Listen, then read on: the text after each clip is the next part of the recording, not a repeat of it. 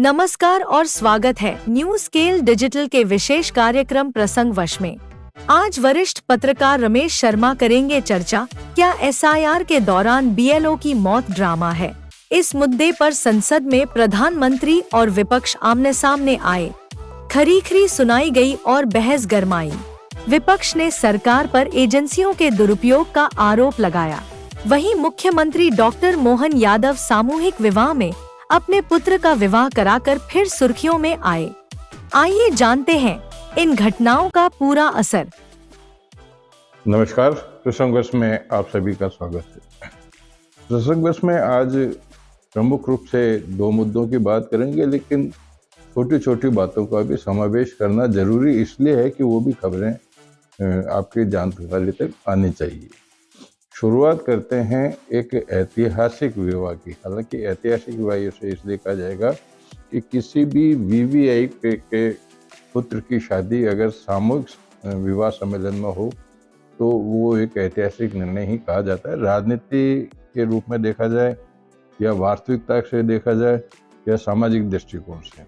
बात कर रहे हैं मध्य प्रदेश के मुख्यमंत्री डॉक्टर मोहन यादव के पुत्र अभिमन्यु की। अभिमन्यु का जो विवाह है वो उज्जैन में सामूहिक विवाह सम्मेलन में हुआ, जिसमें सबसे बड़ी बात यह है कि देखो, मुख्यमंत्री का प्रोटोकॉल तो रहेगा, क्योंकि मुख्यमंत्री हैं। मुख्यमंत्री मंदिर जाएंगे तो भी प्रोटोकॉल रहेगा, किसी अन्य कार्यक्रम में जाएंगे तो भी प्रोटोकॉल रहेगा। प्रोटोकॉल एक मंत्री या वीवीआई के साथ या मुख्यमंत्री के साथ एक ऐसा रिश्ता बना हुआ है जिसको दूर नहीं किया जा सकता। लेकिन जिस विधि विधान से इस सामूहिक विवाह का आयोजन किया गया, हालांकि क्योंकि मुख्यमंत्री के पुत्र की भी शादी उसमें होनी थी, अच्छी व्यवस्थाएं थी। सबसे बड़ी बात है कि इसमें बाहर के मतलब मध्य प्रदेश से बाहर के कोई बड़े नेता तो नहीं है, लेकिन संत महात्मा जरूर आए, जिसमें धीरेन्द्र शास्त्री जी आए थे, अखाड़ा परिषद के राष्ट्रीय अध्यक्ष भी आए थे,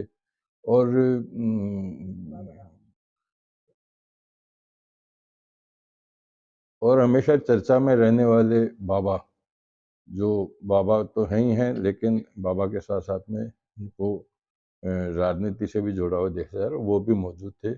और कुल मिलाकर के थी कि वहाँ एक समानता देखी गई। जिस प्रकार से दूल्हे दुल्हनों को वेशभूषा पहनाई हुई थी, जिस प्रकार से उनकी वरमालाओं का इंतजाम किया था, जिस प्रकार की उनके घुड़सवारी का जो घोड़ी पर चढ़ने वाली व्यवस्था का था, या जो फेरे जो होते हैं, वागदान संस्कार होता है, उसका जो मतलब कुल मिलाकर के सारी व्यवस्थाएं एक जैसी थी। कहीं ऐसा नहीं दिख रहा था कि अभिमन्यु के लिए कोई विशेष से व्यवस्था की गई हो। और सबसे बड़ी बात है कि धीरेन्द्र शास्त्री तो जैसा बताया जाता है कि हर वर्ष वो 101 कन्याओं का विवाह, एक से सामूहिक जोड़ों का विवाह भी वो खुद भी करवाते हैं, और उनकी मौजूदगी भी रही। और उसमें जब इस प्रकार का, तो उसमें राज्यपाल भी थे, कई मंत्री भी, क्योंकि मध्य प्रदेश में शादी हो रही है तो नैतिकता के तौर पर विधायकों और मंत्रियों को तो आमंत्रित किया ही जाना होता है। लेकिन वो इस प्रकार से एक हर्षोल्लास के साथ में जो कार्यक्रम हुआ, मैंने भी एक टीवी चैनल पे देखा था। उसमें लगभग आधे घंटे के प्रोग्राम में हर एक दृश्य को बड़े बड़े मतलब जो महत्वपूर्ण प्रसंगों से जोड़ के दिखाया गया था। उसमें बात चली तो हंसी मजाक भी चली। धीरेन्द्र शास्त्री को कुछ उनके फैंस ने, उनके शिष्यों ने कहा कि महाराज जी, आप भी सामूहिक सम्मेलन में शादी कीजिएगा। और इसके लिए बाबा रामदेव भी मौका चूकने वाले थे नहीं थे। उन्होंने माइक बीच में ही हाथ में लेके कहा कि हाँ, हम तो आपका सामूहिक विवाह सम्मेलन में ही विवाह करवाएंगे। इन दोनों बाबा रामदेव ने और धीरेन्द्र शास्त्री ने जो 22 जोड़े थे, 21 जोड़े तो ये थे, एक जोड़ा यादव परिवार का था, उनको सबको अपनी तरफ से कन्यादान में 1-1 लाख रुपए दिया, यानी एक जोड़े को 2-2 लाख रुपए लखपति उनको बना दिया। साथ ही मोहन यादव ने भी उनको मंगलसूत्र एक मोटरसाइकिल और घर में जो सामान लिया जाता है काम में, जो नित्य काम में आने वाला सामान्य है, वो भी वहाँ उनको भेंट किया गया। तो ये एक मौका ऐसा था जिसके लिए प्रेरणा भी लेनी चाहिए। हालाँकि देखो, राजनीति का मैं हमेशा आपको बताता हूँ, लेकिन मुझे जहाँ तक ध्यान है कि इस शादी को लेकर किसी ने कोई राजनीति की बात नहीं कही है, इसे कोई दिखावा नहीं बताया। अभी तक मेरी जानकारी में नहीं आया कि मोहन यादव के इस कदम पर किसी ने कोई प्रतिक्रिया की हो। कुल मिलाकर के मोहन यादव के पुत्र की शादी की बात तो हुई। बात करते हैं आज लोकसभा में का सत्र शुरू हुआ जो 19 दिसंबर तक चलेगा, लेकिन पहला दिन आज व्यर्थ गया, बहस में गया, पक्ष और विपक्ष में बहस।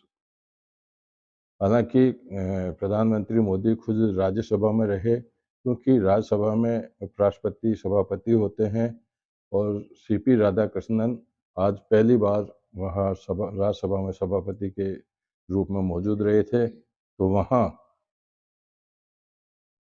राज्यसभा में प्रधानमंत्री नरेंद्र मोदी ने सभापति जो उपराष्ट्रपति भी हैं सीपी राधाकृष्णन का परिचय देते हुए कहा कि ये बहुत सीधे सरल व्यक्तित्व के हैं, समाज सेवी हैं, और एक ऐसे क्षेत्र से आते हैं जहां इन्होंने कभी प्रोटोकॉल का यूज नहीं, राज्यपाल में भी रहते हुए, जैसे कभी उन्होंने कहा मैं भी बिहार के चुनाव में जब गया था तो मुझे बताया गया कि वहाँ जब ये सीपी राधाकृष्णन राज्यपाल हुआ करते थे तो भी रात रात तक बिना किसी प्रोटोकॉल के, मतलब हवाई जहाज नहीं मिला, कार जैसा साधन मिला उसी साधन से गाँव में जाकर के लोगों के बीच में रहते, उनकी तारीफ की। तो उन्होंने राज्यसभा के सदस्यों से निवेदन भी किया कि उनको आप सहजता से उनको अपना अपनी सीट का दायित्व निर्वाह करने की बात कहें, लेकिन लोकसभा में हंगामा हुआ।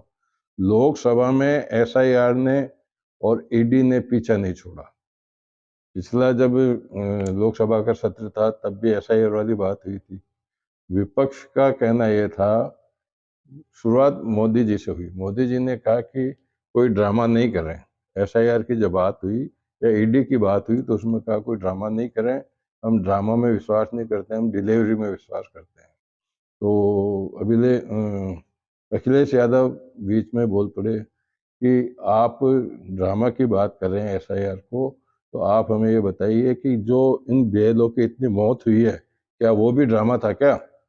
जिस तरह की मौतें बीएलओ की होने की घटनाएं सामने आई है, क्या वो भी ड्रामा था?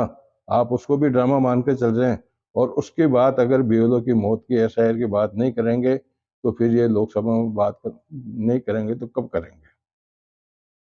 पक्ष में और विपक्ष में काफी नोकझोंक हुई। दो बार एक बार संसद को रोकना पड़ा, स्थगित करना पड़ा, दोबारा फिर 2 बजे, कल 11 बजे तक के लिए स्थगित कर दिया गया।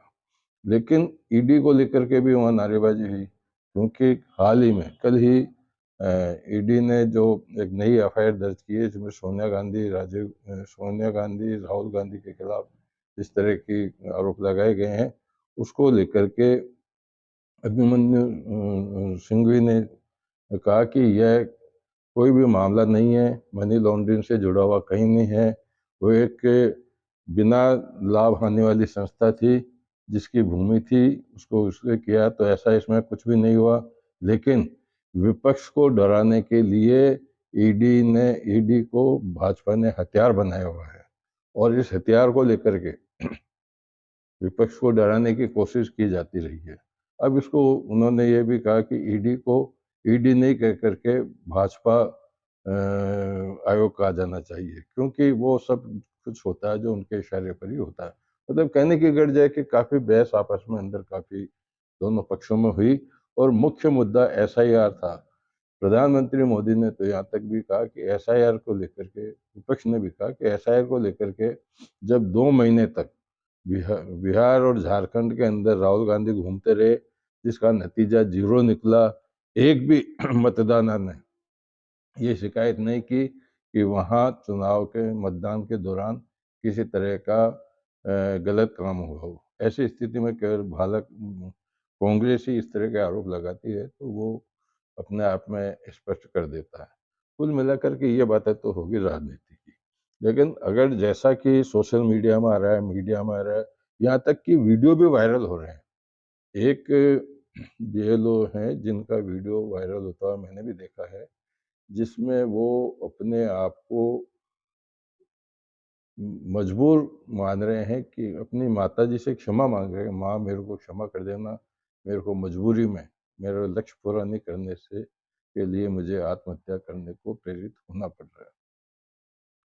एक बीएलओ ये कह रहा है कि जिसमें उनका मैंने सुसाइड नोट भी पढ़ा, उसमें भी उन्होंने कहा कि मेरी 4 बच्चियाँ हैं। मुझे पता है कि मेरी मृत्यु के बाद में उनकी क्या हालत होगी, मेरी पत्नी की क्या हालत होगी। लेकिन उन्होंने अपनी व्यथा को अपने हैंडराइटिंग में लिखते हुए और मतलब एक पेज तो था उनका छोटा पड़ गया था, लेकिन कोने-कोने में भी उन्होंने अपनी भावना व्यक्त की थी। निश्चित रूप से अब ये बात तो तय है कि जिन राज्यों में अगर चुनाव अभी नहीं हुए तो वहाँ इतनी जल्दबाजी करने की क्या आवश्यकता है? जहाँ चुनाव हो जहाँ तक तो ठीक है। अब जहाँ चुनाव राजस्थान की बात कीजिए ना, राजस्थान में कब के चुनाव हो जाने चाहिए थे। राजस्थान में पंचायतों के चुनाव हो जाने चाहिए थे, लेकिन चुनाव की जो जब एक राष्ट्र एक चुनाव की बात को लेकर के आप नगर निकायों के चुनाव को आगे लंबित कर रहे हैं, पंचायतों के चुनाव को आगे पंचायतों में पहली बार प्रशासक नियुक्त किए गए हैं। तो जब आप उस तरह के नियमों के अंदर अपने वो कर सकते हैं, तो फिर एसआईआर में इतनी जल्दी क्यों? उत्तर प्रदेश में तो फिलहाल अभी चुनाव होने वाला ही नहीं है।